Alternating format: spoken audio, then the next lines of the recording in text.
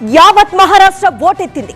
Brihan Mumbai municipal corporation తో పాటు మరో 28 స్థానిక సంస్థలకు పోలింగ్ సాగుతోంది. 3 ఏళ్ల విరామం తర్వాత జరుగుతున్న బీఎంసీ ఎన్నికల్లో మొత్తం 227 ఓట్లకు 1700 మంది అభ్యర్థులు పోటీ పడుతున్నారు. ఉదయం 7 గంటలకు ప్రారంభమైన పోలింగ్ సాయంత్రం 5:30 వరకు జరగనుంది. రేపు ఎన్నికల ఫలితాలు ప్రకటించనున్నారు. 100% పోలింగ్ కోసం సెలబ్రిటీలు మేము సైతం అంటూ ఉదయాన్నే తమ ఓటు హక్కును వినియోగించుకున్నారు. మాజీ క్రికెటర్ సచిన్ టెండూల్కర్ కుటుంబ సమేతంగా తరలివచ్చి ఓటు వేశారు. అక్షయ్ కుమార్, ట్వింకిల్ ఖన్నాతో పాటు మహిళలు, వృద్ధులు తమ ఓటు హక్కును వినియోగించుకుంటున్నారు. రాష్ట్ర మంత్రులు, ఎమ్మెల్యేలు, ఎంపీలు ఓటు హక్కు వినియోగించుకుంటున్నారు.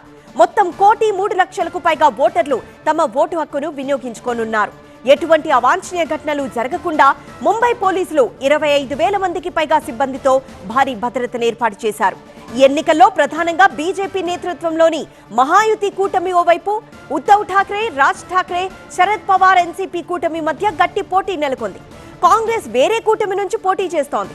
పోలింగ్ ముగిసిన అనంతరం రేపు జనవరి 16వ తేదీన ఉదయం 10 గంటల నుంచి ఓట్ల లెక్కింపు ప్రారంభం కానుంది.